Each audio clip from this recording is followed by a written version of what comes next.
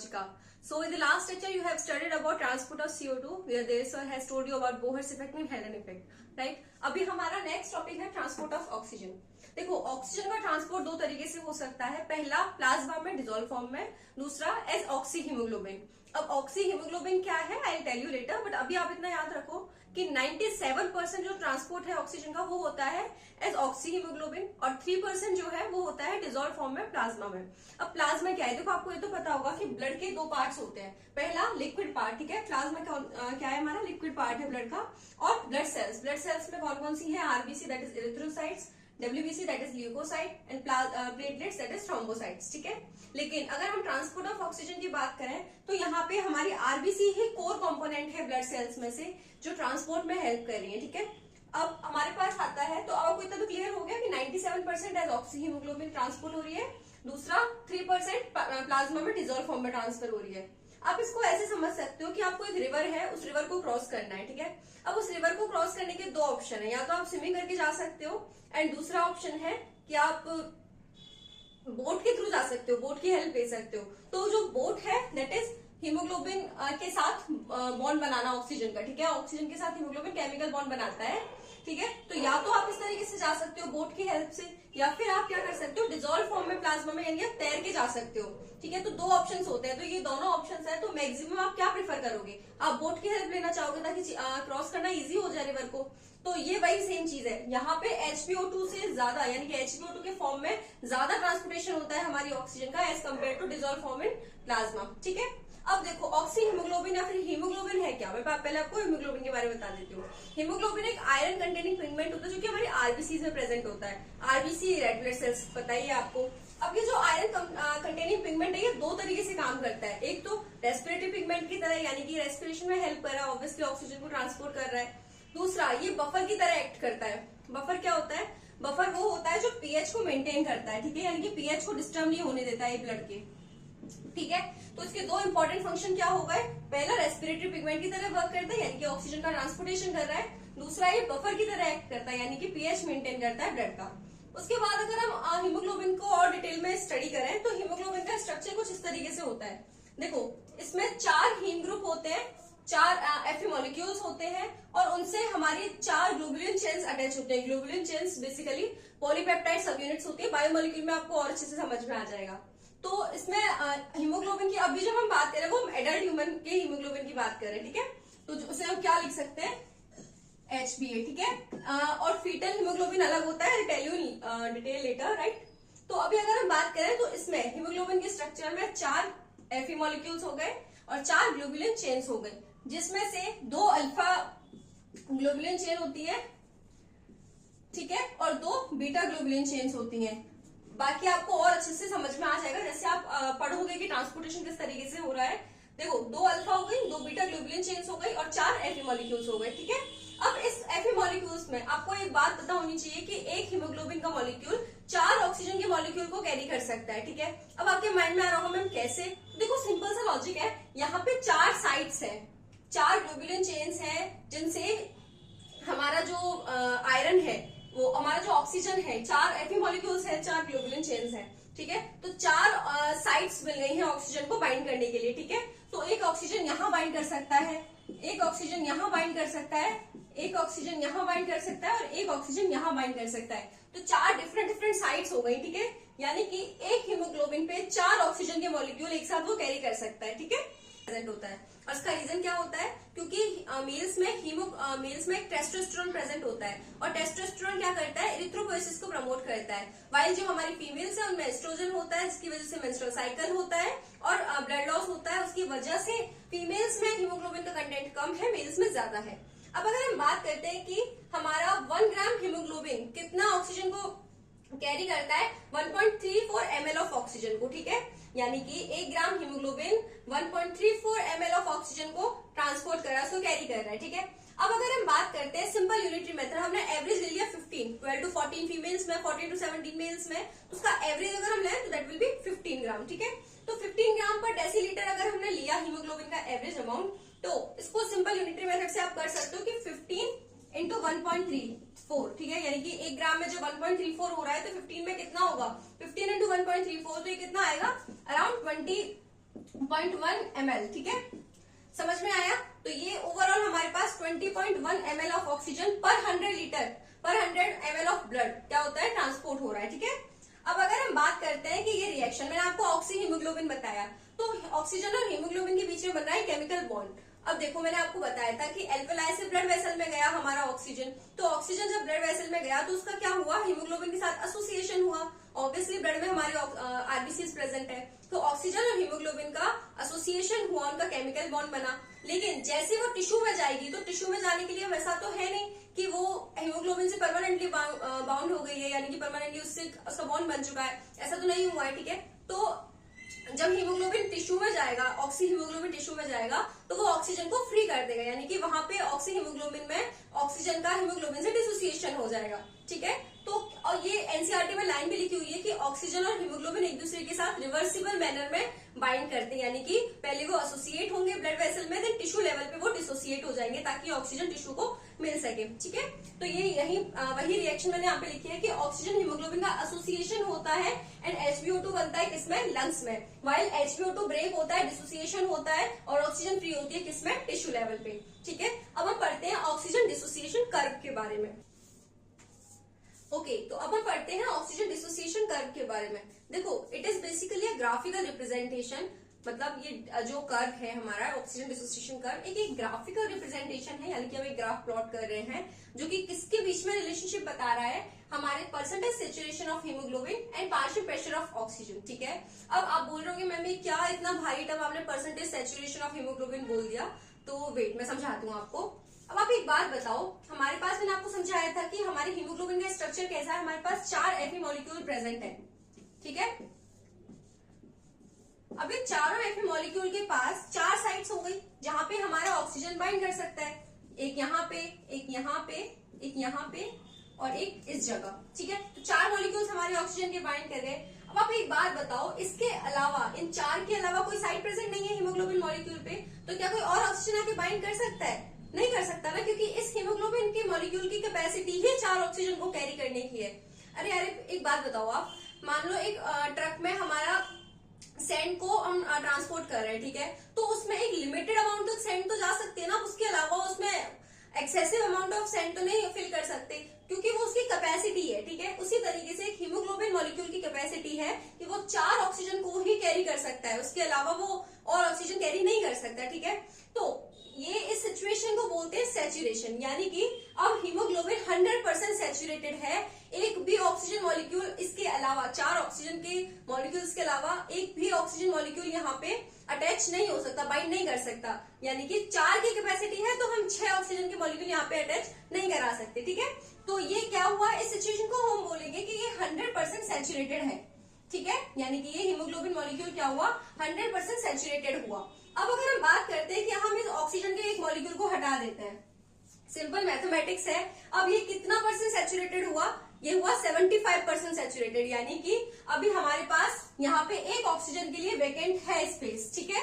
तो उसको हम क्या बोलेंगे, इस सिचुएशन को जब हमारे 3 ऑक्सीजन बाइंड कर चुके हैं, 3 साइड फिल हो चुकी हैं, उस सिचुएशन को बोलेंगे कि अब हमारा हीमोग्लोबिन मॉलिक्यूल 75% सैचुरेटेड है, ठीक है, यानी कि अभी हमारे पास 25% ऑक्सीजन के लिए जगह है बाइंड करने के लिए। उसके अलावा अगर मैं इसको भी हटा देती हूँ, इस वाले ऑक्सीजन को भी हटा देती हूँ, तो हमारे पास क्या हुआ, 2 वैकेंट स्पेस हो गए हमारे ऑक्सीजन मॉलिक्यूल के लिए, यानी कि इस टाइम पे हमारा हीमोग्लोबिन मॉलिक्यूल 50% सैचुरेटेड है, यानी कि 50% हीमोग्लोबिन के मॉलिक्यूल में ऑक्सीजन हमारा बाइंड कर चुका है, यानी कि एक यहाँ पे एक यहाँ पे, समझ आ रहा है, तो इसका 50% ही तो हो गया ये।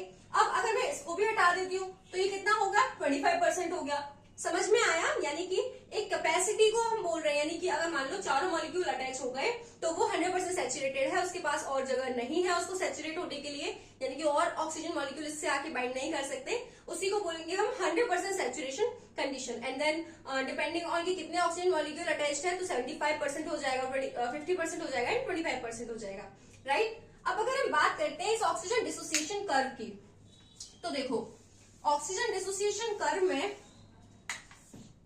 हमारे पास ये कर्व है, इस कर्व को हम क्या बोलते हैं, देखो इस कर्व की शेप के अकॉर्डिंग हम इसे बोलते हैं सिग्मोइडल कर्व, एस शेप्ड, ठीक है, एस शेप्ड कर्व है ना, ये एस बन रहा है ना ये, ठीक है, एस शेप्ड कर्व है जिसे हम बोलते हैं सिग्मोइडल, ठीक है। अब देखो इस कर्व के अकॉर्डिंग मैं आपको समझाती हूँ। देखो जहां भी सिग्मोइडल कर्व की हम बात करें, ऑलवेज रिमेंबर कि हर सिग्मोइडल कर्व में 3 फेज होते हैं। कौन कौन से? एक होता है लेग फेज, जहां धीरे धीरे इंक्रीमेंट होता है। उसके बाद होता है लॉग फेज या फिर एक्सपोनेंशियल फेज, ठीक है, जहां पे एकदम से इंक्रीमेंट होता है। और फिर होता है हमारा कांस्टेंट या प्लेट्यू फेज, ठीक है। इस फेज में आगे इंक्रीमेंट नहीं होगा, यानी कि हमने सैचुरेट बता दिया। आप देखो ये आपको क्या समझ आ रहा है इस चीज से? मैंने आपको बताया कि वाई एक्सिस से हमारा परसेंटेज सैचुरेशन है। अब देखो 60 से, ठीक है, इससे और यहां तक एंड तक सैचुरेशन सेम रह रहा है। क्यों रह रहा है? क्योंकि यार वो 100% सैचुरेटेड हो चुका है। यहाँ पे उसकी 100% सैचुरेशन आ चुकी है। जब 100% सैचुरेशन आ चुकी है तो आप 4 की जगह 6 हीमोग्लोबिन ऑक्सीजन के मॉलिक्यूल थोड़ी ना उससे बाइंड करा सकते हो, ठीक है। चाहे कितना भी आप पार्शियल प्रेशर बढ़ा लो, यानी कि कितना भी ऑक्सीजन को आप बढ़ा लो, हमारा जो परसेंटेज सैचुरेशन है वो जब आ चुका है 100%, तो आप उसको और बाइंड नहीं करा सकते, ठीक है। अब आप बोल रहे हो कि partial pressure, I have already told you about it कि पार्शियल प्रेशर क्या है, कि अगर हमारे पास एक मिक्सचर ऑफ गैसेस है तो उसमें इंडिविजुअल गैस कितना प्रेशर एक्सर्ट कर रही है उसे बोलते हैं पार्शियल प्रेशर, ठीक है। अब देखो हमारे पास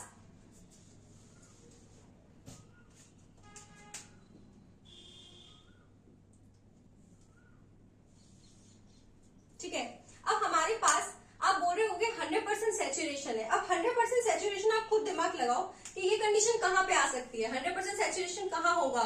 हमारे सिस्टमिक आर्टीरियल ब्लड में, ठीक है, यानी कि हमारे जो एल्विलाई में, हमारे लंग्स में जो कंडीशन है वहां हम बोलेंगे हमारा जो हीमोग्लोबिन है वो 100% सैचुरेशन है उसकी, ठीक है, यानी कि 100% सैचुरेटेड है हमारा हीमोग्लोबिन, ठीक है। उसके बाद अगर हम बात करते हैं कि टिश्यू लेवल पे, अब आप एक बात बताओ, हमारे लंग्स में ऑक्सीजन का पार्शियल प्रेशर कितना होता है? बताओ 104। तो अराउंड यहाँ पे हमारा 104 आ रहा है, ठीक है। तो यहाँ पे अगर हम बात करते हैं, ठीक है, तो यहाँ पे सैचुरेशन कितनी हो चुकी है? यहाँ पे 104 जो पार्शियल प्रेशर है, तो सैचुरेशन कितनी है? 100%, यानी कि सारे ऑक्सीजन की एक हीमोग्लोबिन में जितनी साइट्स अवेलेबल थी वहां पे हमारे ऑक्सीजन मॉलिक्यूल बाइंड कर चुके हैं, ठीक है। अब देखो, अब भले आप कितना भी पार्शियल प्रेशर बढ़ा लो, आप इससे ज्यादा भी ऑक्सीजन का पार्शियल प्रेशर होगा ना, तो भी वो 100% से ज्यादा सैचुरेशन नहीं आएगा, ठीक है। तो ये हमारी कंडीशन कहाँ हो गई? लंग्स में। उसके बाद अगर हम बात करें टिश्यू लेवल पे, अब हम बात करते हैं टिश्यू लेवल पे। मैंने आपको एक टेबल बनाई थी और बताया था कि टिश्यू लेवल पे हमारे ऑक्सीजन का पार्शियल प्रेशर कितना होता है? 40 mm ऑफ मर्करी, ठीक है। अभी 40 mm ऑफ मर्करी जब हमारा टिश्यू लेवल पे पार्शियल प्रेशर है तो सैचुरेशन कितना है? तो देखो अगर हम यहाँ पे ड्रॉ करते हैं,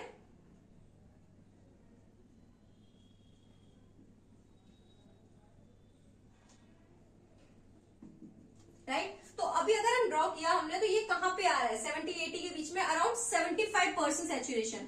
अब 75% सैचुरेशन का मतलब क्या हुआ? यानी कि हमारे 3 जगह तो ऑक्सीजन मॉलिक्यूल अभी भी है, ठीक है,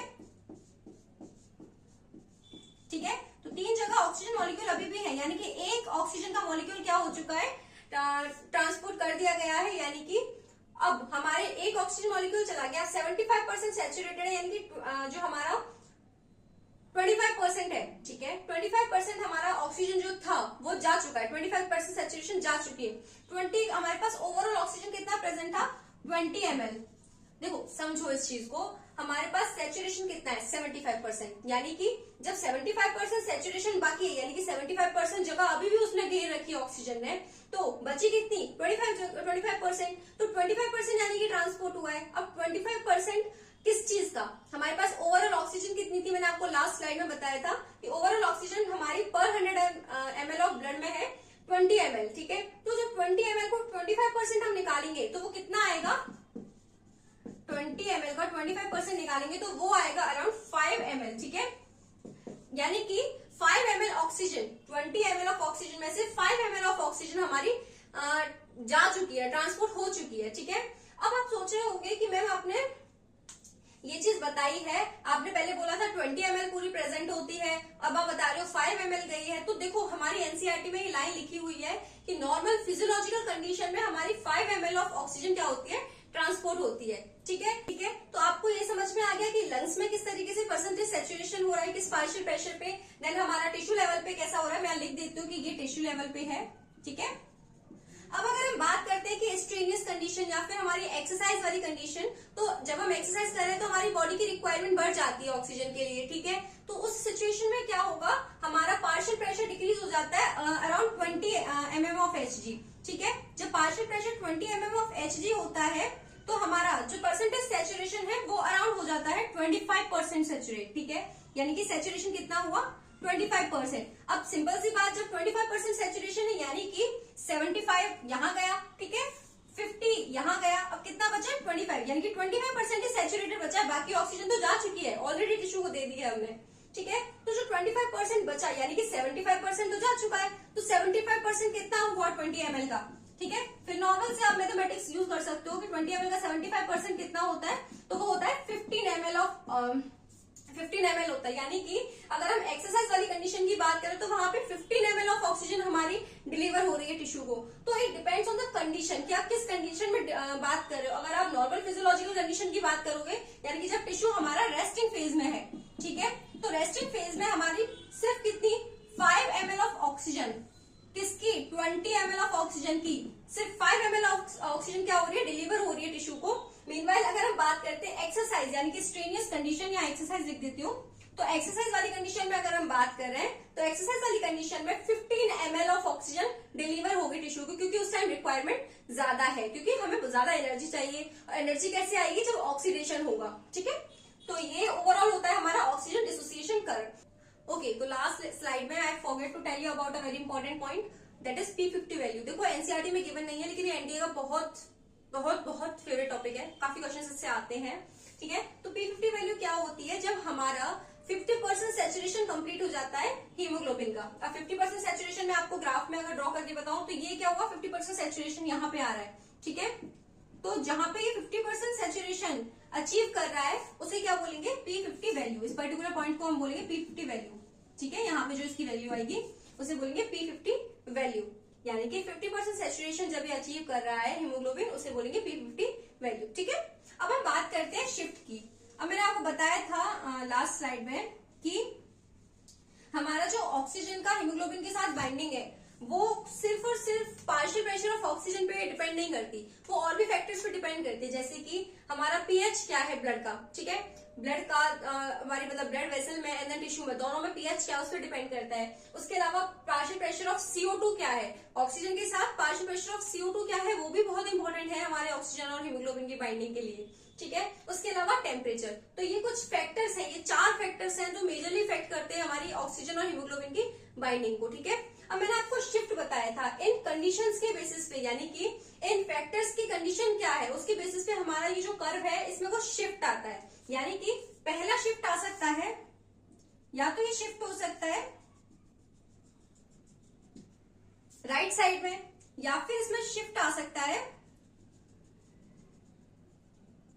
लेफ्ट साइड में, ठीक है। यानी कि इसे तो बोलेंगे हम राइट शिफ्ट, ठीक है, और इसको बोलेंगे हम लेफ्ट शिफ्ट, ठीक है। अब आप मुझे थोड़ा सा कॉमन सेंस के बेसिस पे बताओ कि ये शिफ्ट इन शिफ्ट के टाइम पे इन वैसे किस फैक्टर की क्या सिचुएशन होगी, क्या कंडीशन होगी।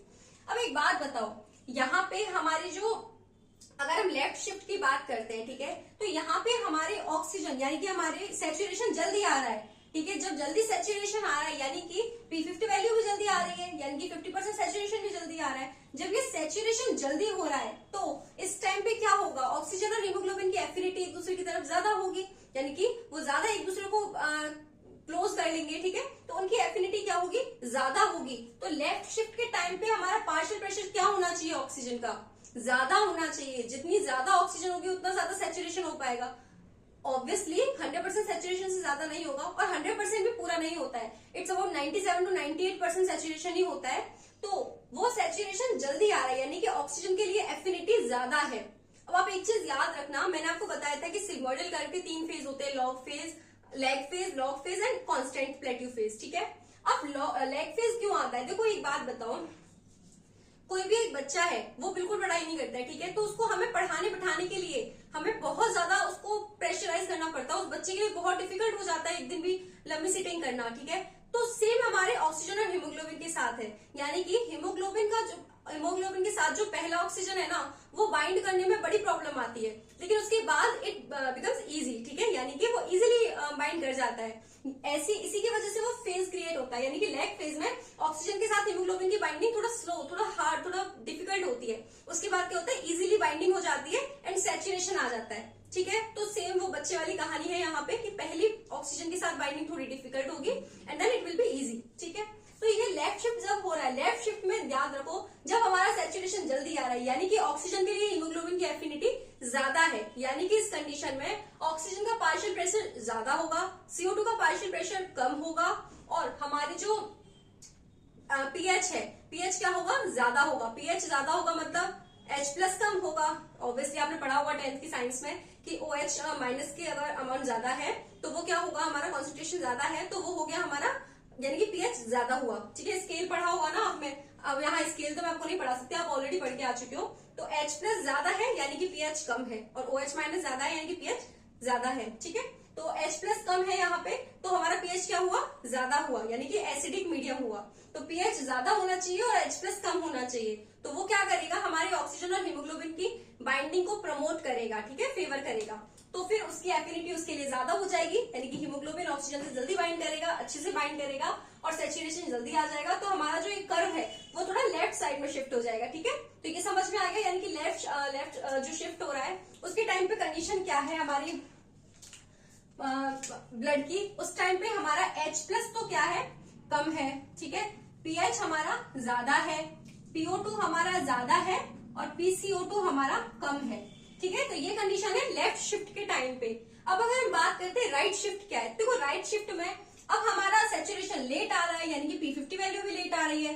देखो यहाँ पे P50 वैल्यू यहाँ आ रही है, जो कि अगर हम लेफ्ट शिफ्ट में बात करें तो P50 वैल्यू यही आ गई, ठीक है, दोनों में डिफरेंस आ गया ना। तो ये जब लेट आ रही है, इसमें लेट एफिनिटी क्या हुई, कम हुई। जब लेट सैचुरेशन आ रहा है, लेट P50 वैल्यू हमारी अचीव कर पा रहे हैं, यानी कि एफिनिटी ऑक्सीजन और हीमोग्लोबिन के बीच में कम हुई, उनको प्रॉब्लम हो रही है एक दूसरे के साथ बाइंड करने में। तो इस सिचुएशन पे क्या कंडीशन होनी चाहिए आपके अकॉर्डिंग, तो इसमें क्या होता है, पार्शियल प्रेशर ऑफ ऑक्सीजन कम हो जाता है, ठीक है। ऑक्सीजन का पार्शियल प्रेशर कम होगा, CO2 का पार्शियल प्रेशर ज्यादा होगा, H+ का अमाउंट ज्यादा होगा और पीएच हमारा कम हो जाएगा, ठीक है। तो ये कंडीशन होती है राइट शिफ्ट के टाइम पे, क्लियर। अब हम बात करते हैं, ये आई थिंक आपको ऑक्सीजन डिसोसिएशन कर्व अच्छे से समझ में आ गया है। अब हम बात करते हैं फीटल हीमोग्लोबिन और फीटल ऑक्सीजन डिसोसिएशन कर्व के बारे में, ठीक है। तो लास्ट स्लाइड में हम पढ़ चुके हैं कि एक एडल्ट हीमोग्लोबिन ऑक्सीजन के साथ कैसे बाइंड कर रहा है और कैसे डिसोसिएट हो रहा है, ठीक है। अब हम बात करते हैं फीटल हीमोग्लोबिन की। तो वो फीटल हीमोग्लोबिन, जैसे मैंने आपको एडल्ट हीमोग्लोबिन के स्ट्रक्चर में बताया था कि 2 अल्फा और 2 बीटा ग्लोबुलिन चेन्स प्रेजेंट होती है। यहाँ पे वैसा नहीं है, यहाँ पे अल्फा चेन्स तो प्रेजेंट है, लेकिन यहाँ पे बीटा चेन की जगह गामा चेन्स प्रेजेंट होती है, यानी कि 2 अल्फा और 2 गामा चेन्स प्रेजेंट होंगी हमारे फीटल हीमोग्लोबिन में, ठीक है। बहुत ज्यादा इंपॉर्टेंट नहीं है, बट फिर भी आपको पता होना चाहिए। मैं यहाँ पे लिख भी देती हूँ कि 2 अल्फा और 2 गामा चेन्स प्रेजेंट होंगी हमारे पास, ठीक है, किसमें, फीटल हीमोग्लोबिन में, जिसको हम HbF भी लिख सकते हैं, ठीक है। जैसे HbA मैंने एडल्ट के लिए लिखा था, HbF हम फीटल हीमोग्लोबिन के लिए लिख सकते हैं। अब इसका रीजन देखो, हमारा जो फीटल हीमोग्लोबिन होता है ना, इसकी एफिनिटी ऑक्सीजन के लिए ज्यादा होती है as compare to adult haemoglobin, ठीक है। यानी कि एडल्ट हीमोग्लोबिन की एफिनिटी कम है, तो उसमें P50 वैल्यू यानी कि 50% सैचुरेशन क्या होगा, लेट अचीव होगा। लेकिन जब इसकी फीटल हीमोग्लोबिन की उसके ऑक्सीजन के लिए एफिनिटी ज्यादा है तो P50 वैल्यू जल्दी अचीव हो जाएगा, ठीक है। तो ये चीज समझ में आ गई। और इसका एक रीजन ये भी है कि BPG आपने पढ़ा होगा, बिसफिस्फोग्लिसराइड एसिड जो होता है उसके साथ हीमोग्लोबिन कम स्ट्रांगली बाइंड करता है, ठीक है। और हमारा जो BPG है वो क्या करता है, हीमोग्लोबिन और ऑक्सीजन की डिसोसिएशन को प्रमोट करता है। तो एक बात बताओ यार, BPG हमारा प्रमोट कर रहा है HB और O2 के ब्रेक डाउन को, ठीक है, उसको ब्रेक डाउन करने में हमारा प्रमोट कर रहा है। तो अब जब इसके ब्रेक डाउन को ये प्रमोट कर रहा है, लेकिन हमारा हीमोग्लोबिन इसके साथ बाइंड ही लेस स्ट्रांगली कर रहा है, ठीक है, ठीक है। जब इसके साथ बाइंड ही अच्छे से नहीं कर रहा है और ये ऑक्सीजन और हीमोग्लोबिन के डिसोसिएशन को प्रमोट कर रहा है, तो सिंपल सी बात है ना ये तो कम इसके साथ बाइंड कर रहा है, ये इसको प्रमोट कर रहा है, तो ऑब्वियसली यानी कि हमारा HbO2 क्या होगा, एसोसिएशन में हेल्पफुल होगा, यानी कि डिसोसिएट ना होकर के एसोसिएशन को प्रमोट कर रहा है ओवरऑल। यानी कि हमारा Hb जब BPG से स्ट्रांगली बाइंड नहीं है और BPG हमारे Hb और O2 के डिसोसिएशन को प्रमोट कर रहा है, तो अगर हम इन दोनों का रिलेशन देखें तो इसके साथ तो ये बाइंड ही नहीं करना ना अच्छे से, यानी कि हीमोग्लोबिन और ऑक्सीजन का एसोसिएशन क्या होगा, ज्यादा होगा, ठीक है, यानी कि इसका इफेक्ट इस पे नहीं आएगा क्योंकि ये इसके साथ क्या कर रहा है, कम स्ट्रांगली बाइंड कर रहा है। क्लियर। अब अगर हम बात करें तो मैटरनल किसका लिखा है मैंने, मदर के लिए लिखा है, फीटल बेबी के लिए।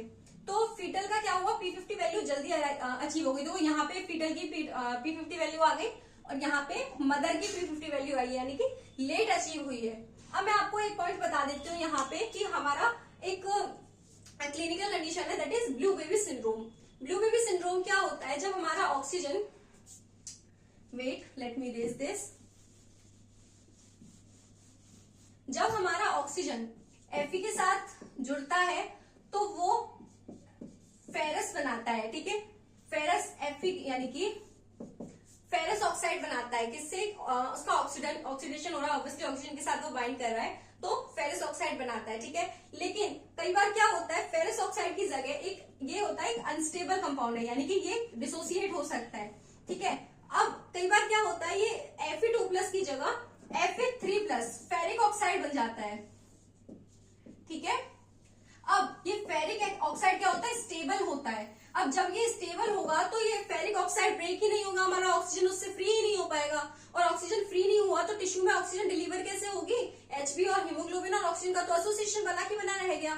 जब फेरिक ऑक्साइड स्टेबल कंपाउंड बन गया हमारे पास, तो वो हमारे ऑक्सीजन को अलग नहीं होने देगा, टिश्यू के पास ऑक्सीजन नहीं जाएगी, ऑक्सीजन नहीं जाएगी तो टिश्यू के पास ऑक्सीजन की कमी हो जाएगी, और उस ऑक्सीजन की कमी की वजह से पूरे जो बॉडी होती है वो क्या हो जाती है, ब्लूइश अपीयरेंस हो जाती है बॉडी की, तो उसे हम बोलते हैं ब्लू बेबी सिंड्रोम। तो ये एक पॉइंट है, आप याद रख सकते हो, मे बी नीट में आ जाए, ठीक है। तो it was all about the transportation of oxygen. If you like our videos then like, share and subscribe. Thank you.